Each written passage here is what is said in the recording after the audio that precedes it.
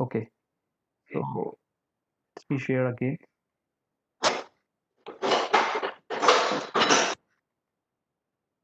So as I mentioned, today we are going to cover verse 21, 27. Krishna as Bhaktvatsal. Bhaktvatsal means extreme affection for his devotees. So Krishna as Bhaktvatsal, this is one of his many unlimited qualities. And this is one of the main qualities which we will see when we go through the verses. So let's read verse 21.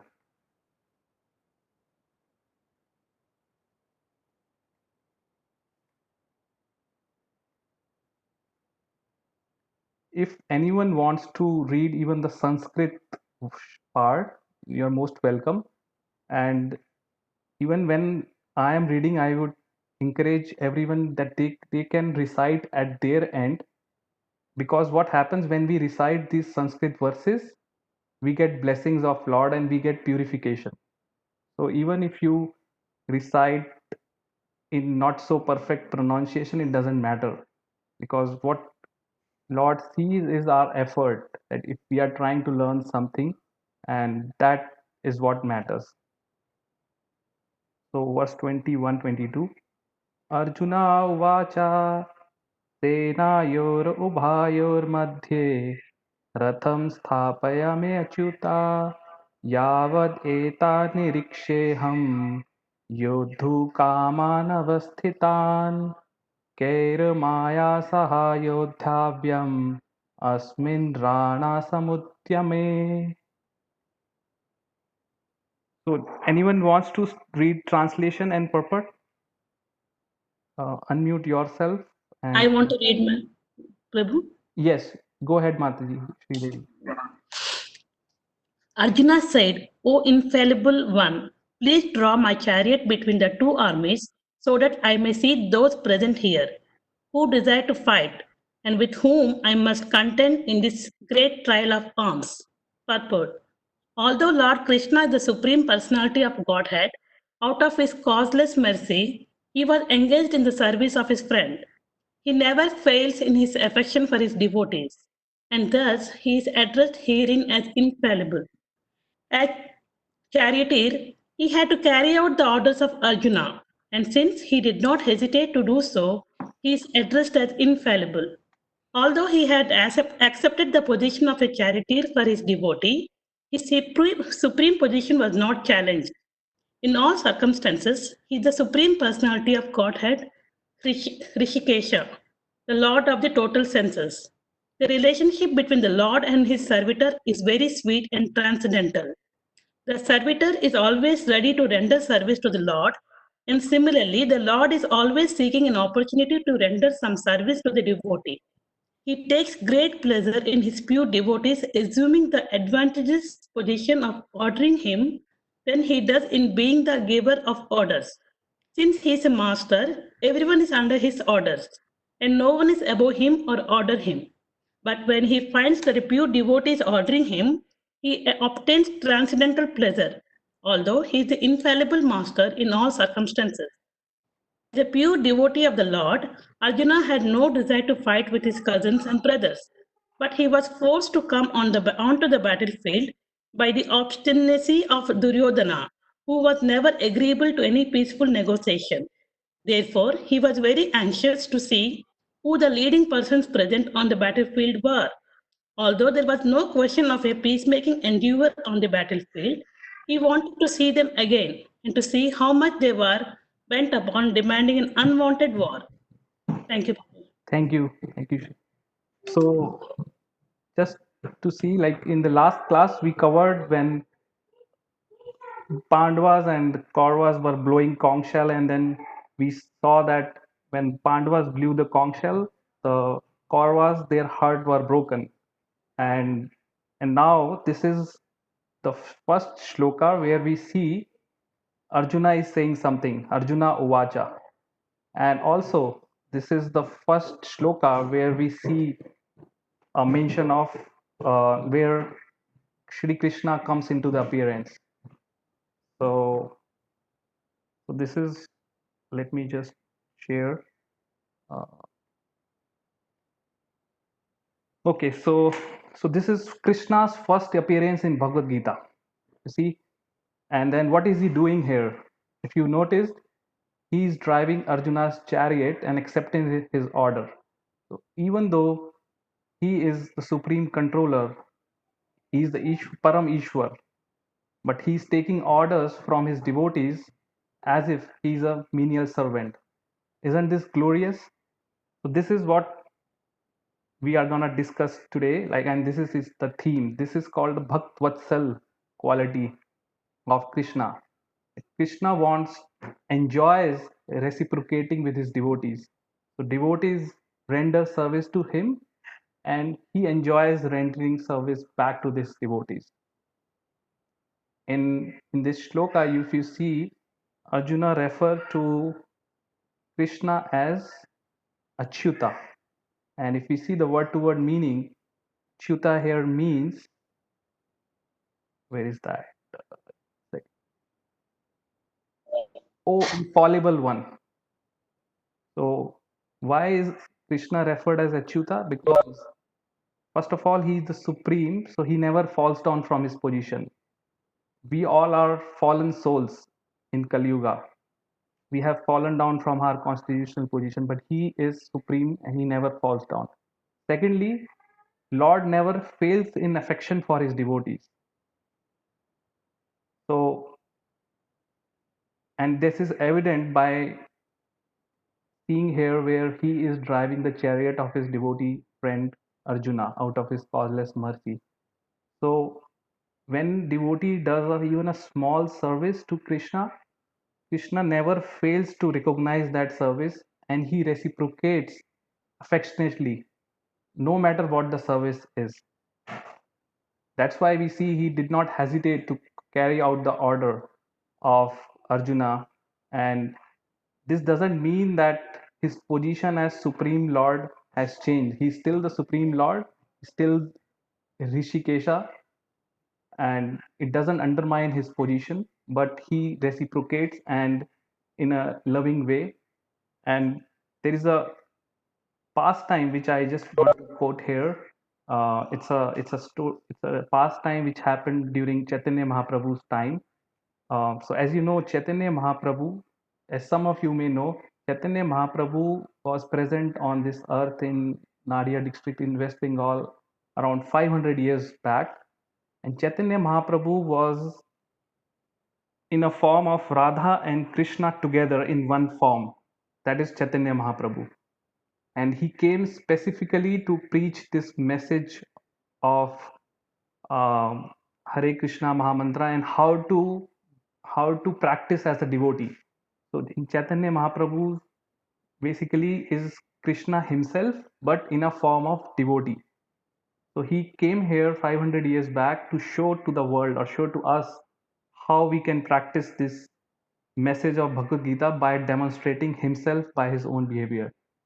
So Chaitanya Mahaprabhu was once traveling in South India and he met one Brahmin who is who cannot read, right? But he was holding Bhagavad Gita in his hands and he was weeping, he was crying. And then Chaitanya Mahaprabhu could see that these are not false tears, he's crying genuinely.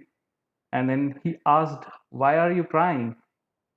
And then he says that my guru has ordered me to read this Bhagavad Gita, but I am illiterate, I cannot read, but still I am trying to read. And just by looking at the cover and just by seeing that my Lord Krishna is drawing the chariot of Arjuna, just by seeing this, I'm getting tears in my eyes just by seeing this situation where my Lord has to do this menial service of drawing this chariot. And so Chaitanya Mahaprabhu says that you have understood the real meaning of Bhagavad Gita, even though you are not, no, you cannot read, but you have understood the real meaning of Bhagavad Gita. And the villagers always used to think that he is illiterate, what he can do, and but he was still trying because this is what his spiritual master Guru has ordered, that you read Bhagavad Gita every day. So the point here is that no matter how much we can memorize, how much we can learn Bhagavad Gita, we cannot, like, the point here is that we need to understand that we have to learn this from devotees' perspective, and we have to develop love for God, for Lord Krishna, right? So, so relationship between Lord and devotee is sweet and transcendental. The devotee is always eager to serve the Lord, and Lord obtains transcendental pleasure in receiving the orders of his pure devotees, although he is infallible. So it's a two-way exchange. So devotees wants to please Krishna by rendering service to him, and Krishna wants to please his devotees. That's why we have seen in many cases Lord Krishna glorifies his devotees. He wants to glorify his devotees, and he says that if anyone says that he is my devotee, he is not my devotee. A devotee of my devotee is my devotee. So the point he wants to bring is that you have to accept and uh, and serve Krishna's devotee or Vaishnava to get his love or to get his mercy. This is very important because we are so fallen that we cannot directly serve Krishna. So, so this is one of the qualities of Krishna. He's Bhakt Vatsalya. So even if we render simple small service like paying obeisances to him, he thinks in his heart that this devotee is paying me obeisances, he's paying danvats to me, and he becomes so obliged just by that simple act of giving obeisances. So that is his nature. So you can understand. He's like our eternal father. And even he mentions in Bhagavad Gita that I am the seed giving father for all living entities. So he's our eternal father. So as parents have their love for their children, same way Krishna has love for us. In material world, we cannot even imagine that love.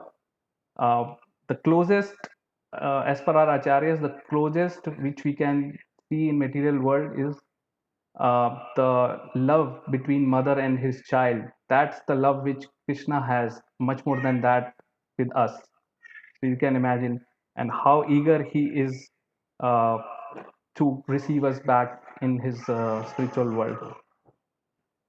So, so to further glorify Krishna and to bring out his Bhakt Vatsalya quality, I got one verse from Chaitanya Charitamrit Antya Leela. This is compiled by Krishnadas Kaviraj, so I'll just sing. This is very 4 lines, but it's very easy. Like if you know Hindi, you can easily make out. So I'll just sing. If you want, you can recite after me. ईश्वरा स्वभावा भक्ते नालय अपराधा ईश्वरा स्वभावा भक्ते नालय अपराधा अल्प सेवा बहुमाने आत्माता प्रसादा अल्पसेवा बहुमाने आत्माता प्रसादा भक्तेरा स्वभावा अज्ञे दोषा क्षमा करे कृष्णेरा स्वभाव भक्ता निंदा नाही sahe. So this is exactly describing what's the swabhav or what's the nature of Krishna. Ishvara swabhav bhakta nala ya prad. First line says that Ishwar, the swabhav or the nature of God is he doesn't see any offenses which devotee makes towards him. He doesn't see any aprad. So he's so loving that even if you make any offense, if you say towards Krishna, he doesn't see. He only sees your good things. And then Alpa Seva Bahumane Atmata Prasad. Even a small service which we serve, which we do to Krishna, he becomes obliged in his heart. He becomes so hesitant that this person has done me this service, what can I do for him? So he becomes so obliged. Third line, Bhaktera Swabhav Agya Dosha Shama Kare. This means the Krishna's devotee or Bhakta, his Swabhav is that he dosh Shama Kare. If anyone does any offense to a devotee, he immediately forgets and he doesn't, he immediately does the Shama. He doesn't take offense. But Krishnera Swabhav is Krishnera never tolerates if anyone does anything to his devotee. He doesn't, that's what it says. Krishnera Swabhav Bhakta Ninda Nahi Sahe. He doesn't tolerate if anyone does anything to his devotees. So that's his nature. If you do any offense, if anyone do any offense to Krishna, he never cares, he don't care. But if anyone does an offense to his devotee, then he cares, and then he don't tolerate it. And this is very evident, we see in mother or child relationship. If you say anything to mother, he may forgive you, right? But if you do anything to his child, mother can never forgive you. And this is what is Krishna Das Kaviraj is mentioning in Chaitanya Charitamrita. And then to make this point, we have several pastimes which happened during Krishna Lila and also during Ramayana. So I'll just describe one or two pastimes so you can understand from that. Hare Krishna Prabhu. Yes. I have a small doubt here. Yes. It's not a doubt or something like that, but I would like to know what are the offenses that we should not be committing towards any devotee. So okay, at this stage, yeah, it's a separate class in itself. Like the basic thing is we should not say anything bad to devotee. Like there are different categories of offenses, but we should not do any uh, ninda meaning anything bad about devotee, and we should not hurt devotee. We should not get into the argument. So we should always be respectful. Even in our mind, we should not think ill of a devotee. So that's the that's what I will say, that we should avoid that. Okay, thank you, Prabhu. Okay. So if you see in Krishna's pastime, Putna, everyone has heard Putna. So Putna came to kill Krishna when he was just a 6 days old baby, right? So she did two offenses. One offense is that she dressed up as a gopi, cowherd girl. Gopis are very elevated, even the like most advanced devotees of Krishna. And she first dressed up as gopi, and second she tries to kill Krishna by giving her poison, by feeding her. She had put a poison on her breast, and she came to kill Krishna. And what Krishna did, Krishna took his milk, and also by sucking his milk he sucked his life air, and he killed her. So for and then by killing her, Krishna actually liberated her. And you know what position Krishna gave? Krishna gave her the position of his mother in Golok Vrindavan, in his eternal spiritual world where he always lives. So a demon like Putna got the mercy of Krishna. So Krishna never saw her aprad, that she is doing so much aprad, that by she's trying to kill Krishna. All he sees is that she came here to feed him, and she treats him. She thinks him as his mother. So and she Krishna gives him the position of his mother in spiritual world. So this is pastime where Krishna tolerated offense which is done for him. Now we'll see an instance where uh, if an offense is done, like there are many instances where people have tried to offend Krishna's devotee, like pure souls. And then one instance is we see is when Durvasa Muni, what was the name of the king? He offended Ambarish. Ambarish. Ambarish Maharaj. Yes, Yeah, so Durvasa Muni offended Ambarish Maharaj. So as you know, like Durvasa Muni is very always very angry. So he came to visit Ambarish Maharaj, and it was a day of Ekadashi, and Ambarish Maharaj was doing a fasting for that day, and actually he visited next day. It was time to break the fast, and he was famous for giving curses. So Durvasa Muni told Ambarish Maharaj that, okay, I'm gonna take bath, and then after that I'll come to you. And then it was time to break the fast, and then Ambarish Maharaj was thinking, he has gone to take bath. Should I break? Should I not break my fast? And he consulted his teachers, and then they told like, you just take water. So in a way you are not breaking fast, and in a way you are also breaking, because just by taking water your fast will not be broken. And then when Durvasa Muni came and he sees that Ambarish Maharaj is taking water, and he got really really angry. He thought that without serving him, he's taking water himself, and he cursed, and he tried to kill Ambarish Maharaj by producing a demon, and he tried to kill. And Ambarish Maharaj was a great devotee of Lord Vishnu. And what happened after that, that Vishnu Sudarshan Chakra immediately started chasing Durvasa Muni. And even though he was a great yogi, great mystic yogi, he had so many powers, but he tried going around whole world. He went to Lord Brahma. Brahma says, "No, I cannot save you." He went to Lord Shiva. Shiva says, "No, I cannot save you.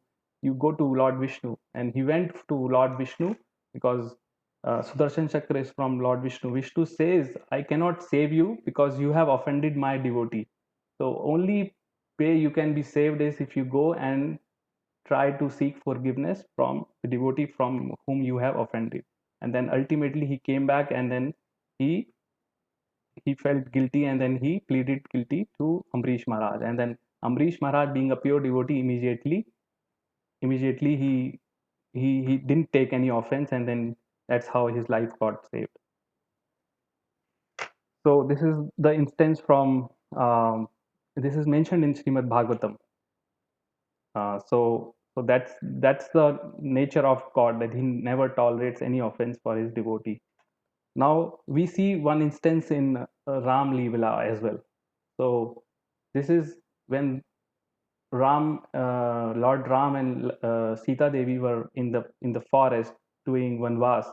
So one day what happened, that Lord Ram and Mother Sita were in the forest, and then Lord Ram was putting garland on the hair of Mother Sita. And then there is a son of Indra Dev. His name is Jayant, right? He sees this, and he was thinking, is he the supreme god? He's just behaving like a normal person. He's putting garland on his wife's thing. Is he the real supreme personality? So he thought, let me test that. So he went there as a crow. And what he did, as a crow, he pegged on Mother Sita. He pegged, and then uh, by biting, uh, blood started coming out of Mother Sita's body. And then Lord Ram, immediately he could not tolerate, because Mother Sita is, don't forget, is the devotee of Lord Ram first, right? In his eternal consort. So he immediately picked up a kusha grass, and he invoked Brahmastra, and he invoked Brahmastra, and then he threw the Brahmastra on Jayant. Now Jayant immediately came to his senses, and he realized that no, he is the supreme personality of God, and he is supreme God. And then that Brahmastra again was chasing Jayant. Jayant went to his father, Indradev. He says, "You have offended the great devotee of Lord. I cannot help you. And you better go from here, otherwise my whole Swargloka kingdom will be burned to ashes. You go." So he went again to Brahmadev. Brahmaji again said, "No, I cannot save you. You have offended the devotee of Lord Ram, Sita Devi." So, and then he went in all the places, all the different places. Nobody could help him. Then he again came back, and to Sita Maya and then pleaded guilty, and that's how his life got saved. The point here is that we should always be very careful, even like he should not offend anyone, particularly devotees, but even for like he should not offend any common person.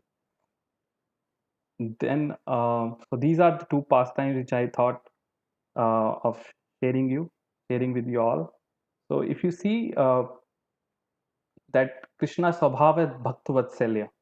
So somebody once asked Vyasa Rishi that Vyasadev is the compiler of all the Vedic literature, right? So who is your Aradhya? Whom do you worship? And then he immediately says that I am Krishna, Lord Krishna is my Aradhya. Even he says Ishvara Parama Krishna. So so he says Krishna is my Aradhya, and then person asks, can you give his introduction? So a person's introduction can be given is just like first you see his face, right? His roop, how does he look, and then what is he capable of? His samarthya.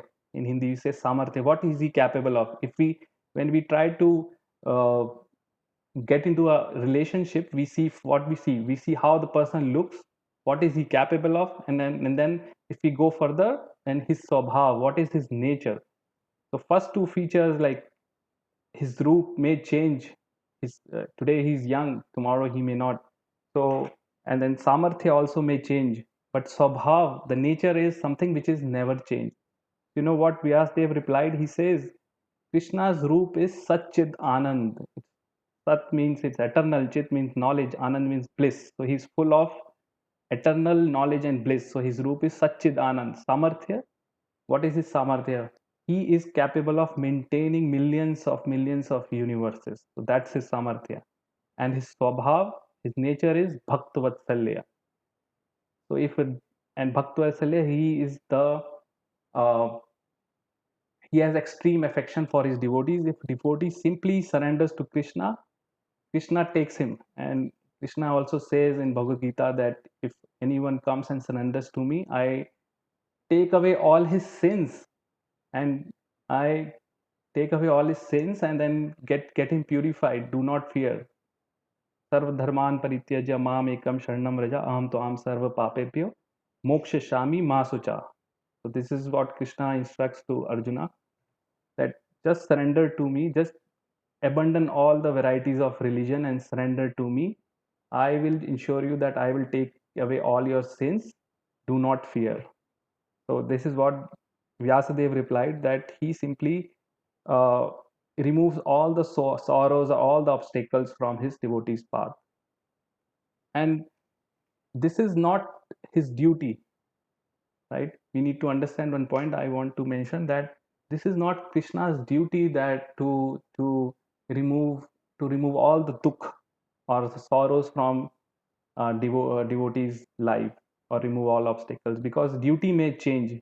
This is his nature. Out of his nature, he does this. That is his swabhav.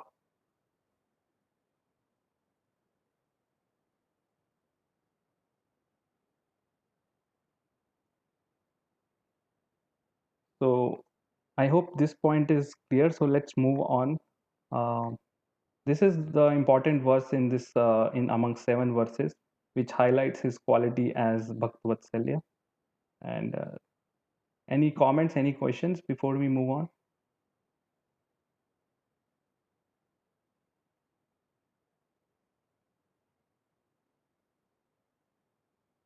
Okay, next let's move to verse 23.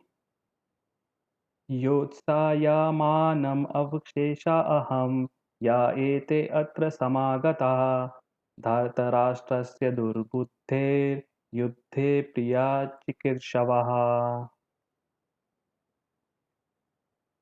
Anyone wants to read translation and purport? I can go ahead, Prabhu. Okay. I would like to read Sanskrit words also. Yes, go ahead. Again, yeah, you can recite. योत्समानम् अवेक्ष्येऽहं यते यत् यत् य एतेऽत्र समागताः धार्तराष्ट्रस्य दुर्बुद्धेर्युद्धे प्रियचिकीर्षव. Let me see those who have come here to fight, wishing to please the evil-minded son of Dhritarashtra. It was an open secret that Duryodhana wanted to usurp the kingdom of the Pandavas by evil plans in collaboration with his father Dhritarashtra. Therefore, all persons who had joined the side of Duryodhana must have been birds of the same feather. Arjuna wanted to see them on the battlefield before the fight was begun, just to learn who they were, but he had no intention of proposing peace negotiations with them. It was also a fact that he wanted to see them to make an estimate of the strength which he had to face, although he was quite confident of victory because Krishna was sitting by his side. Thank you. Okay, thank you. Okay, so I tried to put the key points here in the slide. So first question comes: why Arjuna asked to move his chariot amidst the armies? Like because he tells Krishna that take my chariot and bring it in between the armies. So the reason is that first reason was that Krishna was forced to a fight against his wish. He did not wish to fight this battle because he has affection for his grandfather Bhishma Drona, and then he doesn't want to kill. But just because of stubbornness of Duryodhan, he was forced to fight against his wish. Second, he was anxious. He was anxious to see who were the leading men present on Duryodhana's side who want to fight. He wants to see, and then he wants to also see how much they are desirous of fighting. So he wants to see their faces, and then he wants to also estimate the strength of his opponents. So at this moment, he had no like he still wants to fight, so he wants to go and see their strength, but he was confident that because Krishna is sitting on their side, so they will be victorious.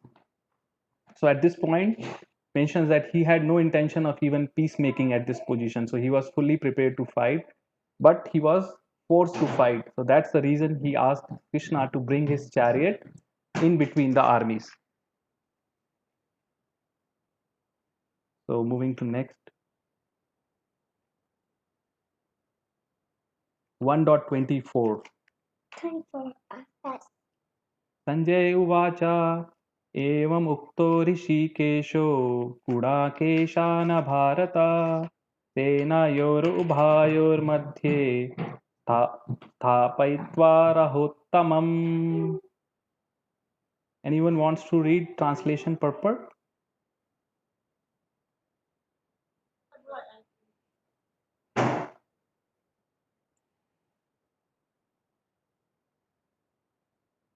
Someone who has not read, please try. There is nothing, no hesitation, just a simple English. Because by just reading this, you are doing some service, right? We see even the small service brings so much pleasure to Krishna. So we are all reading this to bring pleasure for Krishna. Prabhu, can I read? Yeah, can Yes. yes. Prabhu, can I read? Yes. Go ahead. Come close to the mic.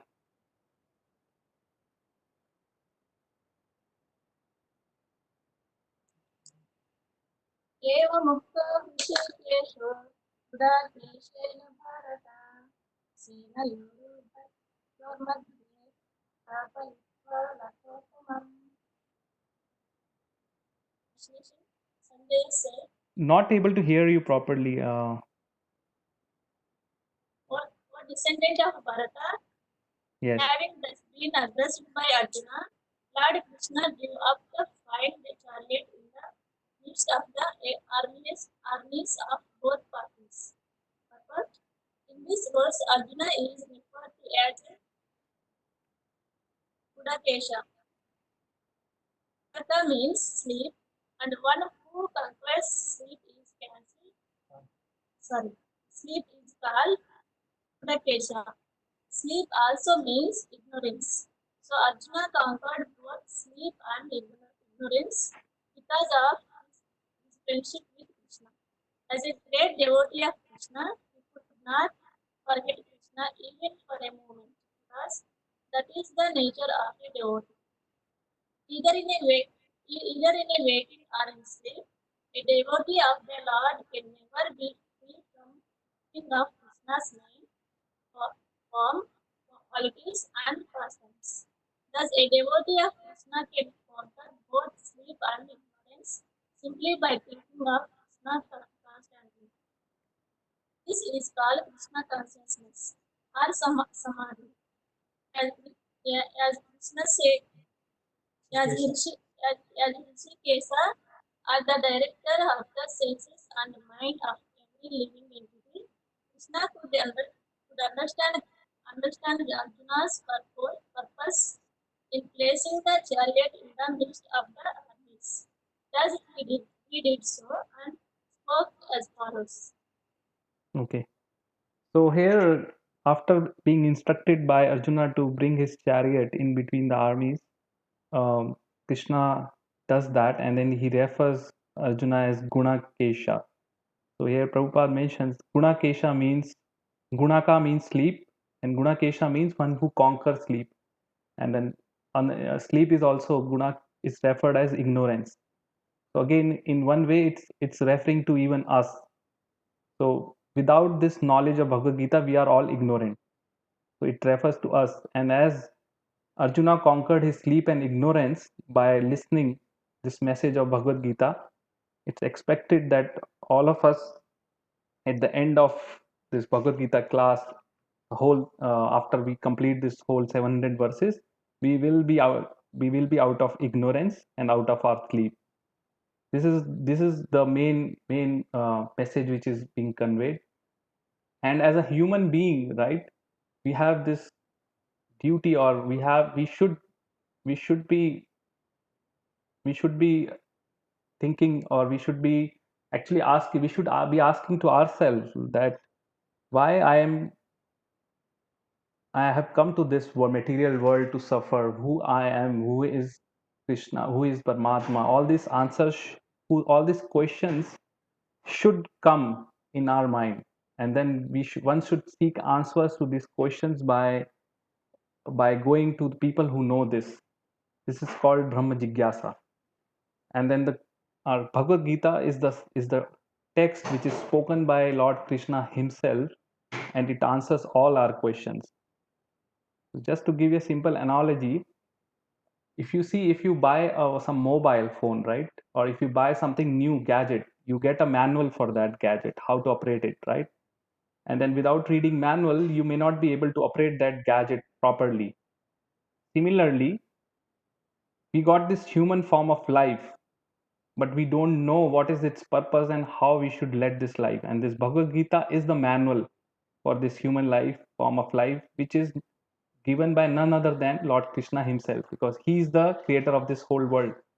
He gave us manual in the form of Bhagavad Gita, that one should read this, and this basically tells us how we should lead this life and what is the purpose of life. That's the main thing. What is the purpose of this life? Why we are here in material world? So so so that's why it's very very important that this knowledge should be first should we should receive it and then propagate it, make our others understand this, because somehow, as this knowledge was broken 5,000 years back, this chain of knowledge was broken, and then Krishna needs to speak this again to Arjuna. Similarly, we feel that this habit of reading our textbook, our Bhagavad Gita, is kind of taken a backseat, particularly among Hindu families. Like, so we should read it and then understand it, imbibe it, and then again propagate this message to others. So moving to next is verse 25. I will read, Prabhu. Yes, go ahead. भीष्मद्रोणः प्रमुखतः सर्वेषां च महीक्षिताम् उवाच Partha पश्यैतान् समवेतान् कुरून् iti. In the presence of Bhishma, Drona, and all the other chieftains of the world, the Lord said, "Just behold, Partha, all the Kurus assembled here." Perfect. As the supersoul of all living entities, Lord Krishna could understand what was going on in the mind of Arjuna. The use of the word Hushikesa in this connection indicates that he knew everything. And the word Partha, meaning the son of Pratha or Kunti, is also similarly significant in reference to Arjuna. As a friend, he wanted to inform Arjuna that because Arjuna was the son of Pratha, the sister of his own father Vasudeva, he had agreed to be the charioteer of Arjuna. Now, what did Krishna mean when he told Arjuna to behold the Kurus? Did Arjuna want to stop there and not fight? Krishna never expected such things from the son of his aunt Pratha. The mind of Arjuna was thus predicted by the Lord in friendly joking. Thank you. Thank you, Prabhuji. So, okay, so you can see. So again, like Krishna, when Arjuna asked to bring the chariot, and then Krishna brought his chariot and he took that chariot in front of Bhishma and Drona. So there were so many warriors. So why Krishna took Arjuna's chariot in front of Bhishma and Drona? So there are two reasons that Krishna, he forces Arjuna to see that both his grandfather Bhishma and his guru Drona were determined to oppose him in this battle and to draw Arjuna's familial attachment and thus reveal his weakness of heart. So as Krishna is Paramatma, as a super soul, he's living, he's residing in everyone's heart. So he knows what's going inside each one of our heart, what is going inside. Even he knows the deepest of the deepest our thought process. Even we may not know, but he knows what's internally going inside.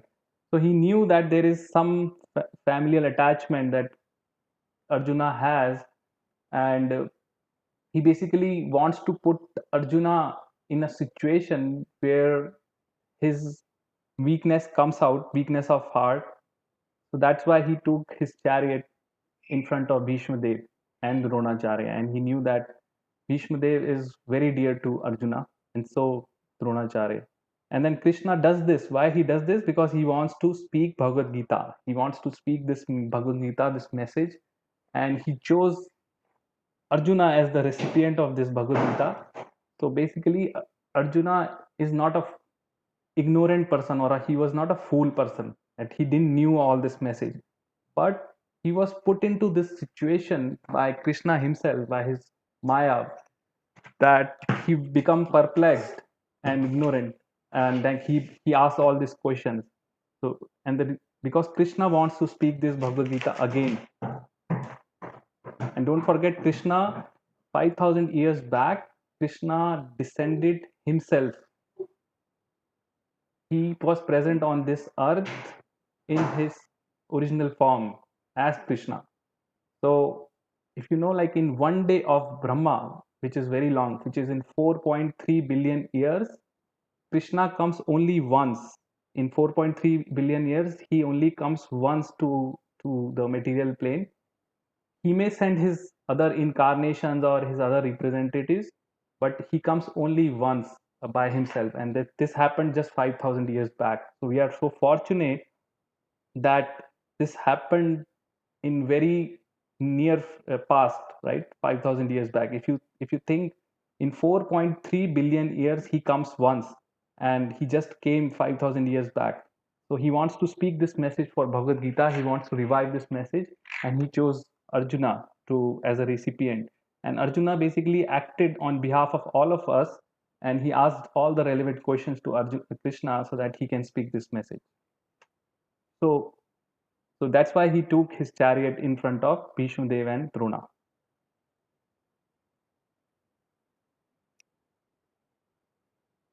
So, and this is mentioned that mind of Arjuna was thus predicted by the Lord in friendly joking.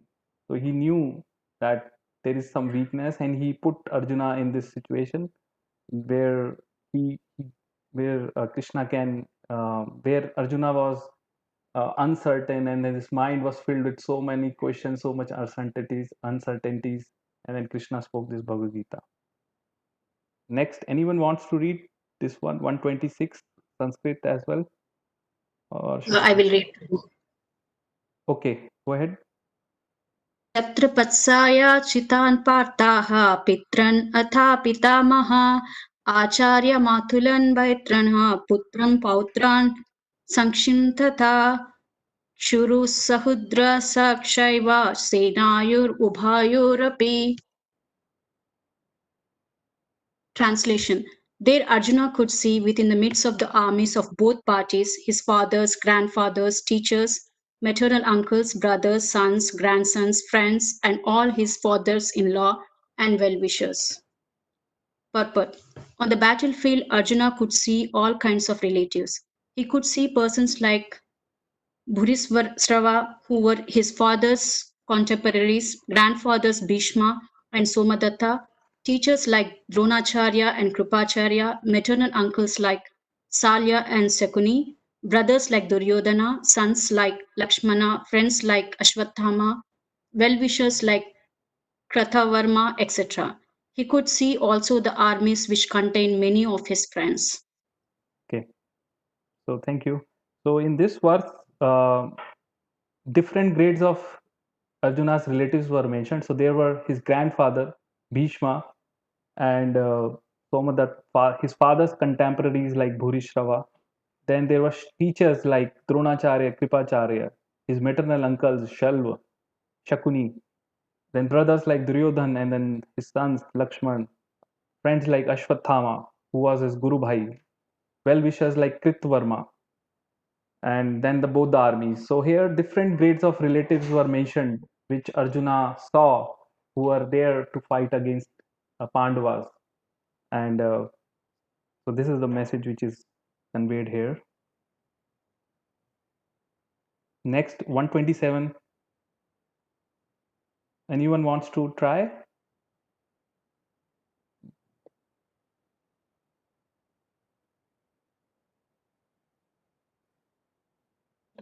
Okay, Prabhu, I'll try if nobody's trying. Okay, go ahead. I'll read Bhagavad Gita, chapter 1, verse 27. Tan samikshya sa kaunteya sarvan bandhun avasthitan kripaya paraya vishto vishidan idam abravit. Translation. When the son of Kunti, Arjuna, saw all these different grades of friends and relatives, he became overwhelmed with compassion and spoke thus. Okay. So now here in this purport, there are kripa word is used. Let's see. So there are two Sanskrit terms for compassion. One is called daya and one is kripa. What's the difference? Daya is meaning compassion for all. Kripa means compassion for known people. So kripa word is used because Arjuna got this compassion for his own people. All the people who are standing opposite in the opposite side were his own people. Some were his friends, some were his grandfather, teacher, brothers. He got compassionate as a devotee of the as a devotee of Krishna, as a pure devotee. It is the nature of devotee to be compassionate for all living entities, and this basically his pure devotee uh, aspect came out here. And then another thing is that Krishna's dilemma. How can he kill his grandfather Bhishma and teacher Dronacharya? That also came out. So this is not an easy thing. Like you can yourself imagine. Like let's say uh, his Bhishma Dev was very dear to Arjun. So after Lord Krishna, Bhishma Pitama was the next person who is very much dear to Arjuna. So if you let's this is a very difficult situation for Arjuna where he was tasked to kill his own grandfather. If you put yourself in this situation and try to think, let's say if we were tasked to kill our grandfather or let's say father, how difficult would it be, right? We have so much affection, parental affection. So that is the situation where Arjuna is, and and then he was duty bound as a Kshatriya to fight this war, but he also had got this compassion for his kinsmen and then his grandfather, and then he was put into this whole situation by the will of Lord Krishna, because Lord Krishna wants to speak this message of Bhagavad Gita, and he chose Arjuna as the recipient because Arjuna was his devotee, eternal devotee, and also his friend. And he tells this, I'm telling this message to you because you are my devotee and you are my friend. And then this also tells that you may wonder why did not Krishna tells this message to before or to anyone else, right? So we'll see in chapter 2 that till now in chapter 1 Krishna was dealing with Arjuna on a friendly term because he was his friend Sakha, and then Arjuna will get perplexed and he will say that Krishna, I am totally uh, illusioned, and then I surrender to you and I accept you as my guru. Please instruct me. So when Arjuna says that he considers Krishna as his guru, as his instructing master, that's when Krishna actually started speaking Bhagavad Gita. Before that, he was just dealing with him on a friendly level. On a friendly level, you don't teach anyone anything, right? But when Arjuna took Krishna as his guru, that's when Krishna started speaking Bhagavad Gita. This we'll see in chapter 2. So, so this, so this, by this shloka, we end today's session, and the theme was Krishna is Bhakta Vatsalya. And today's takeaway, what is the takeaway from today's class? Key takeaways: Lord Krishna is Bhakta Vatsal. He has extreme affection for his devotees. So we should all know this because um, as a devotee of Krishna, we should know who Lord Krishna is, what is his nature, what he does. So we should know this. I encourage everyone to read this book, Krishna. It tells about Krishna, what is this personality Krishna is. Then he is Achyuta. He never fails in affection for his devotees. So as I mentioned, even if you do very small service, menial service, he becomes obliged to reciprocate, and he reciprocates in a way that you go closer to him. So if you take one step, Krishna takes 10 steps towards you, because don't forget, he is our eternal father, right? And he wants all of us to go back to him. It's like this. Suppose a rich man is there, right? Very rich man who is the owner of all riches, like, and his son has left his home and has forgotten his father, and he's wandering here and there, loitering here and there just for his bread, and then bearing all the different uh, hassles just to be independent of his father. So this is our situation. Krishna, as our eternal father, is owner of all the world, not just material, spiritual, everything. He is the owner, right? He is the proprietor. He says in one of the slokas that Bhoktaram Yagya Tavasyam Sarvaloka Maheshwara. I am the proprietor of all the worlds, and I am the Sarvaloka Maheshwara. I am the Mahaishwar for all the lokas. And we, as his sons, as his part and parcel, we are just trying to enjoy ourselves in this material world. So-called enjoyment is again a flickering enjoyment. Like we get some enjoyment and then that goes away, and then we have somehow forgotten our eternal loving relationship with our eternal father Krishna. And this whole message of Bhagavad Gita is spoken to revive that uh, loving relationship, so that we know who our eternal father is and what is our relationship, and we can revive that. That's the third point, that knowing these two first points, that Krishna is Bhaktavatsal and he's Achyuta, what is our duty? So we should try to revive our loving relationship with Lord Krishna. And what is the easiest way in this Kali Yuga to revive this is by taking his names in the form of Hare Krishna Mahamantra and following his instructions which are given in Bhagavad Gita. Just by doing this, we can revive our loving relationship. We will get some change in our heart. We will get more faith. First of all, we need to develop faith in his instructions. First, if our faith gets fixed, then we have to associate, do sadhu sanga, do satsang, associate with devotees. So these two things go hand in hand. You do more of, as you do more of sadhu sanga or devotee association, your faith will start increasing. And once your faith gets fixed, then automatically your devotion will come to you. So with that, it's 5:04. We have 10 minutes. If we have any questions, we can take now. Otherwise, I have something to share. If you do not have question, then I'll share that.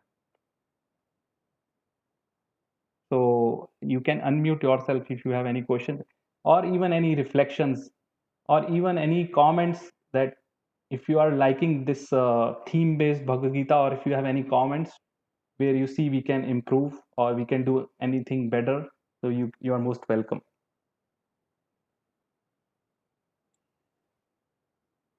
Prabhu, Yes.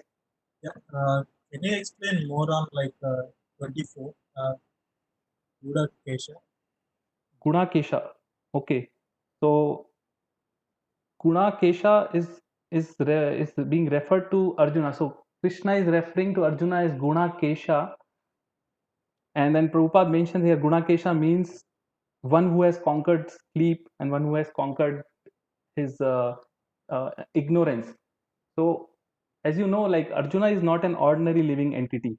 In the previous life, Arjuna was Nar, and then and he's an eternal companion of Krishna. They were both Nar and Narayan, rishis in their previous life, and then they were doing tapasya in Badrinath. So he is not an ordinary soul. He knows all this message of Bhagavad Gita because he's an eternal associate of Krishna. So that's why he's referred as Gunakesha, that he has conquered his ignorance and his sleep. So you will see in whole Bhagavad Gita, Arjuna will refer Krishna with different names, which are basically his qualities. And again, Krishna will refer Arjuna with different names, Partha or Gunakesha, like that. And then each name signifies one particular aspect of their personality. I have a small story to share here. Like when Arjuna, one time what happened is that Bhima, he was eating laddus, and then um, he was thinking that how Arjuna was thinking how Bhima, he is not, he is not putting the laddu in no different place. It is directly going to the mouth. He understood that okay, even if there is no light, then one can eat. So then Arjuna, he got so inspired that even in the darkness he started practicing his arrow skills. He's shooting the arrows and all. So he used to practice all day and night, and then he conquered sleep. Like generally when it is darkness people go to sleep, but then Arjuna, he would never get tired even in the night. So then that's how he conquered the sleep, and then he got this name as Gudakesh. Okay. Thank you, Prabhuji. Thank you, Prabhu. Yeah, and I can also add one more thing to Gudakesh. This is one meaning, and there is another meaning also. Acharya has explained. Guda, it's the word Gudakesh, not Gunakesh. Gud also means jaggery, or jaggery is sweet, right? And Ka means Brahma, and Isha means Lord Shiva. So Gudakesh also means one who gives sweetness to Lord Brahma and Lord Shiva. Because as we know, there was once a fight between Lord Shiva, when Lord Shiva is fighting with Arjuna. So Arjuna pleased Lord Shiva by defeating him. And then Lord Shiva, he gave him Pashupa Astra. Yes. So this is one more meaning of Gudakesh. Okay. Thank you, Yamuna Jivan Prabhu. That explanation was very wonderful. Like at night, how Arjuna was practicing and how he got this name. Hope it's clear. Who asked the question? Murthy Prabhu asked the question. Thank you. Thank you, Prabhu. Thank you. Okay. Anyone else have any question or any comments or anything to share?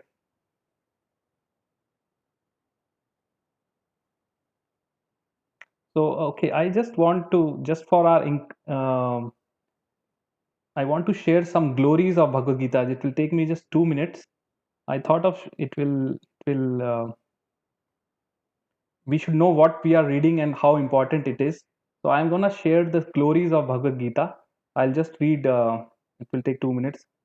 So one who with a regulated mind recites this with devotion, this Bhagavad Gita scripture, which is the bestower of all virtue, will attain to a holy abode such as Vaikuntha, the residence of Lord Vishnu, which is always free from the mundane qualities based on fear and lamentation. So it says that one who reads this with devotion, he achieves the holy abode, Vaikuntha. Vaikuntha is where there is no kuntha. Kuntha meaning fear, lamentation. This world is kuntha. Every place we have fear, lamentation. Vaikuntha, no fear, no lamentation. Second, if one reads Bhagavad Gita very sincerely and with all seriousness, then by the grace of Lord, the reactions of his past misdeeds will not act upon him. You see how powerful it is. One may cleanse himself daily by taking a bath in water, but if one takes a bath even once in the sacred Ganges water of Bhagavad Gita, for him the dirt of material life is altogether vanquished. See, so like Ganges river is the considered most holy river. Why is it considered most holy river? Because it purifies. If someone takes a dip in Ganges, it's believed or that his sins, he's get rid of his sins. Person can get rid of his sins just by taking a dip in the Ganges.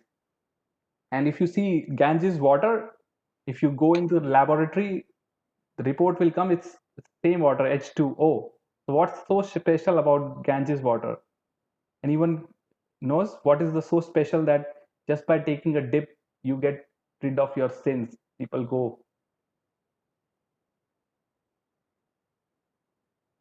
So Ganges water has touched, Ganges has touched the lotus feet of Krishna when Krishna was took the incarnation of Vaman avatar.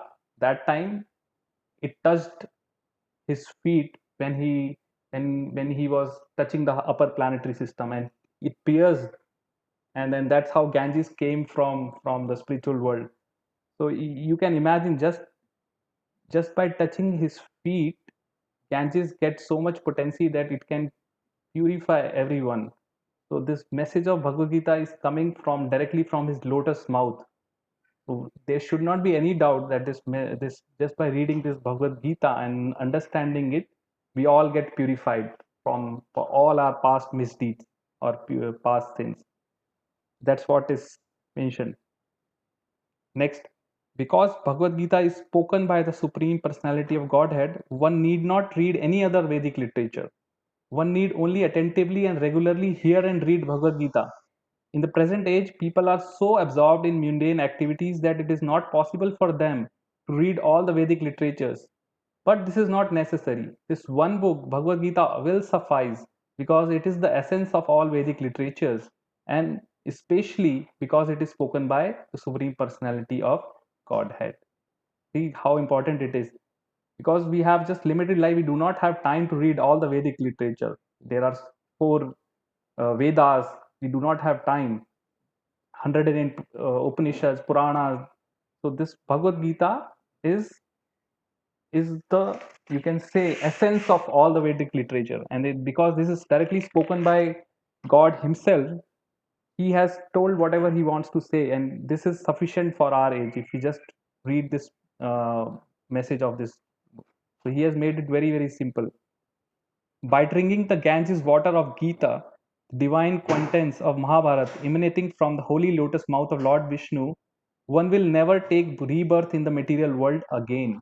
In other words, by devotionally reciting the Gita, the cycle of birth and death is terminated. All the Upanishads are like a cow, and the milker of the cow is Lord Sri Krishna, the son of Nand. Arjuna is the calf, The beautiful nectar of Gita is the milk, and the fortunate devotees of the fine theistic intellect are the drinkers and enjoyers of that milk. See, this is very astonishing. Like all here, all the Upanishads, 108 Upanishads we have considered as cow, and then to milk the cow you need a calf, right? And calf is Arjuna because he's the medium through which Arjuna is milking this cow. The milker is Krishna, and who is the drinker? We, as a devotee of Krishna, we are the drinkers and we are the enjoyers of this milk. Last, there need be only one holy scripture, the divine Gita sung by Lord Krishna, only one worshipable Lord Krishna by only one mantra, his holy names, and only one duty, devotional service unto that supreme worshipable Lord Sri Krishna. So these are the glories of Bhagavad Gita, reading Bhagavad Gita. So we all should feel fortunate that we got this opportunity, and then we got this through some means we got in touch with this Bhagavad Gita, and then we should now make full use of it. Like, do not leave in between. Try to make full use of it, and then even I encourage you read even at your home, and whatever we discuss, you can go there. And then also, I would want you to read this introduction part. This introduction is very nice, Bhagavad Gita introduction. It's I think 20-21 pages, so you can read yourself. Here, Srila Prabhupada has given very nice introduction of Bhagavad Gita, so you can read this on your own, and then just make our life successful. So now we are 5:15. Thank you so much. If no one has anything more to say, then we can meet again. We can disconnect and then meet again. Hare Krishna. Thank you. Hare Krishna, Prabhu. Thank you. So again, next Saturday, same time, same link. We'll start from last theme of this chapter 1, and it will take, I think, 2 more classes to finish chapter 1, and then we move to chapter 2. Okay. Thank you. Hare Krishna, Prabhu. Thank you, Ashoka Krishna Prabhu. It was a nice coverage. Thank you very much. Thank you.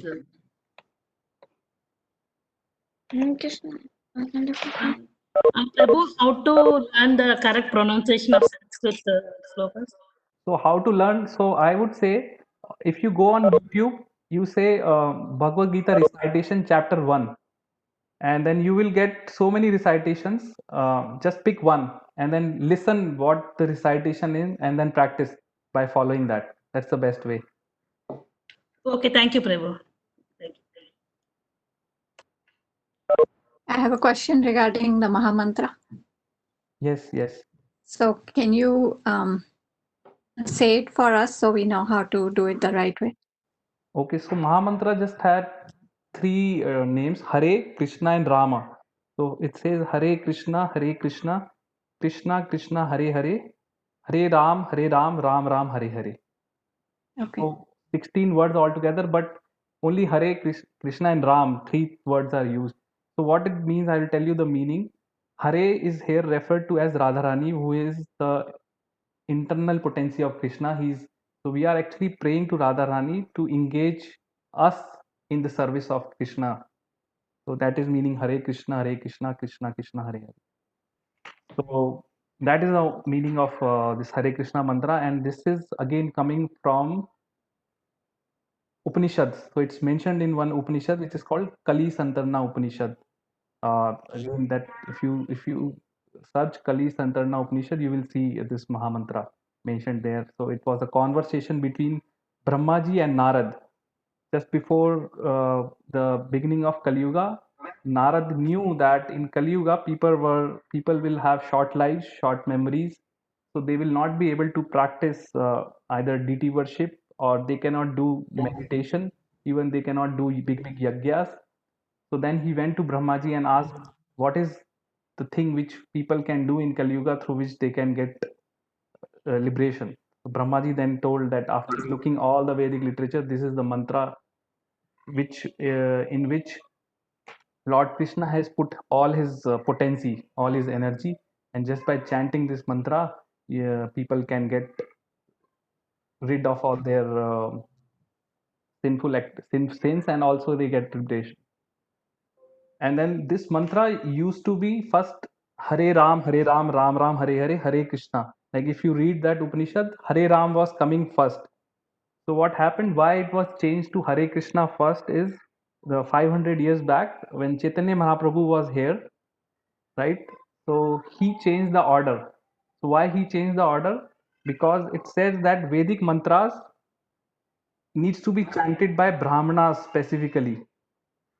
So unless, let's say, there is Gayatri mantra or all the mantras which are mentioned in our Upanishad, they are all Vedic. So this is also Vedic mantra. So their true potency comes when it's chanted by Brahmanas. So he just changed the order. He brings Hare Krishna first. So now he gave this mantra to everyone, like not just Brahmana, but all people, just by doing that. So its potency remains as it is, but now this mantra has become a mantra for this age of Kali Yuga, and it becomes a Mahamantra. Many people actually ask that why this is, it's mentioned Hare Ram and then why it's changed to Hare Krishna. This is the reason which I only got to know yesterday. I was reading about this mantra. Yeah, sometimes I also see, but I thought maybe those are two different forms, so I didn't know any Yes, meaning. what I was reading in that in North Indian literature, Hare Krishna comes first, and in South India Hare Ram. But the main thing is that Lord Chaitanya changed the order and just to give it to everyone, to masses. Before that, this was not so popular or not everyone knew about it. Now everyone knew about it because anyone can chant in any state, and there are no rules and regulation. Like that's the thing. Other mantras have some rules and regulation. Let's say for Gayatri mantra, you should chant in morning and afternoon and evening, Sandhya time, 3 times, and you should take bath. But for this, there are no rules, regulations like that. So when you start chanting, how many times should you start with? Or So initially, you just start with 1 or 2. One whole round of on mala, 108 takes somewhere between 8 to 10 minutes. Okay. So, and then when you are comfortable, let's say you chant one daily, 10 minutes, maybe morning time, or 2, whatever is your comfort. So, and then key thing is that keep it like repetitive, like you should chant as a niyam, and do not miss whatever you commit. Let's say you commit 1 or 2, whatever, just chant regularly and do not miss. And once you, let's say, become comfortable, then slowly you can increase, but start with 1 or 2. That's what everyone starts with. Sure. Thank you. These sessions are very useful for us. Yeah. I'm also here. See, Jijaji is also here. Yeah, no, this Yeah, is very nice. Very insightful, and thank you so much. You do. no, we are just trying to share like knowledge. Like let's say if somebody gets something good, right? So you should share. So that's the only way we can share, by There's some. spreading. Spreading. Yeah. You also share, right, your yoga thing to others the same way. Thank you. Yeah, very nice. Enjoying it. Okay, thank you. Good. Cool. Chalo, Hare Krishna. Okay, Hare Krishna.